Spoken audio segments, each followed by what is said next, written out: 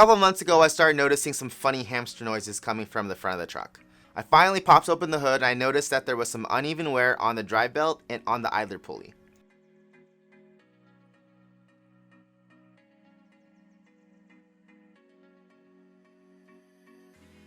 This old eBay intake that the truck came with also looks pretty ancient, so we're going to be replacing the air filter too.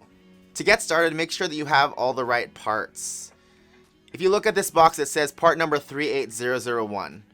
This box also says part number 38001, but they're clearly not the same part. I ordered the part on the right from Amazon and I didn't notice that it was the wrong part until I had everything taken apart. So I ended up having to go to O'Reilly to pick up the right piece. The one that we want is the one on the left. To make room to work on the pulley and the belt, you're going to need to get the intake tube out of the way. On my truck, I started by loosening the hose clamp holding the air filter and the heat shield to the MAF. This heat shield is kind of janky, but it does the job, I guess. Like I said, the filter looks pretty ancient. Here's a look at the previous owner's crafty intake stabilizer. It's surprisingly secure and I decided not to mess with it. Next, I disconnected the MAF, removed the breather hose, and disconnected the IAT. I then removed the 2 bolts holding the throttle body cover, removed the cover, loosened the hose clamp at the throttle body, pulled the hose off the throttle body, and swung the entire intake out of the way. If you have a factory airbox, the process is pretty much the same. I would say leave the airbox in the truck, disconnect everything from the intake tube, loosen the hose clamps at the throttle body and MAF, and then remove the intake tube. We now have lots of room to work and see the damage on the belt and the pulley.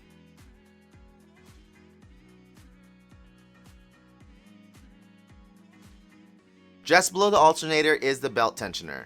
Using a 3/8 socket wrench, connect the wrench directly to the tensioner and turn the tensioner lefty-loosey to loosen the tension on the belt and remove the belt. Now remove the idler pulley, which is directly to the right of the alternator.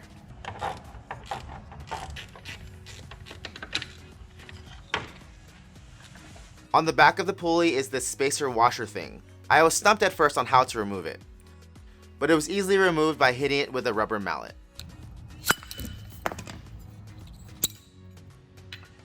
Here's another look at the old pulley. Looks like it's got some rust or buildup on it, and this is where the belt was getting the uneven wear. The new pulley is nice and smooth. Insert the bolt into the new pulley. Supposedly this next part is optional. After I put the truck back together, I was reading on the Ranger forums that the washer isn't needed, but don't quote me on that. I threaded the washer onto the back of the pulley and then installed the pulley onto the engine. Tighten it down with a regular socket and then finish it off with a torque wrench at 35 foot-pounds. To install the new belt, I found it easiest to start from under the truck. Thread the belt around the crankshaft. From the top, wrap the flat side of the water pump, and then go over to the right over the power steering and AC pulleys. Next, go under the idler pulley and then wrap the bottom left of the belt over the tensioner. Using the socket wrench, turn the tensioner to the left to get more slack and then push the last part of the belt over the alternator.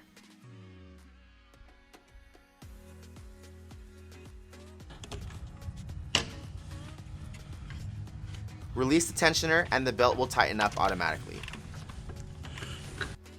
Double check to make sure the belt is seated properly over all the pulleys and adjust as needed.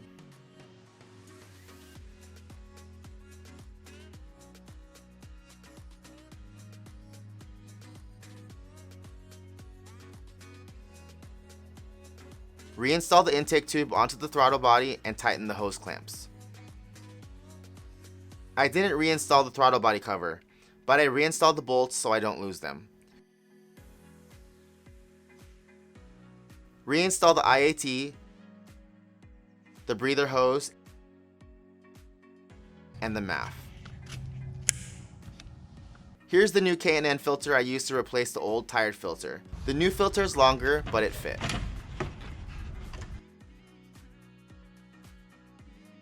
I didn't put the throttle body cover on for a couple reasons. Number one, it's pretty convenient to be able to rev the engine from inside the engine bay and not have to go inside the truck.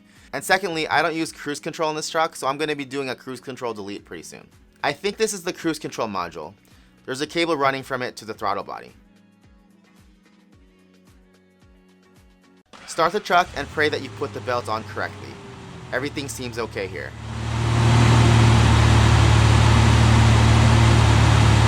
Quick note, these filters don't seem to do a whole lot as far as performance, but they do sound super cool.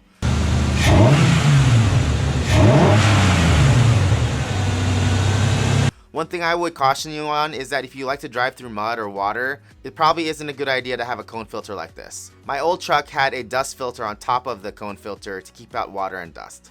I hope you found this helpful. As always, if you have any questions, post them in the comments. Make sure to hit the like button and subscribe. Thanks for watching, and I'll see you next time.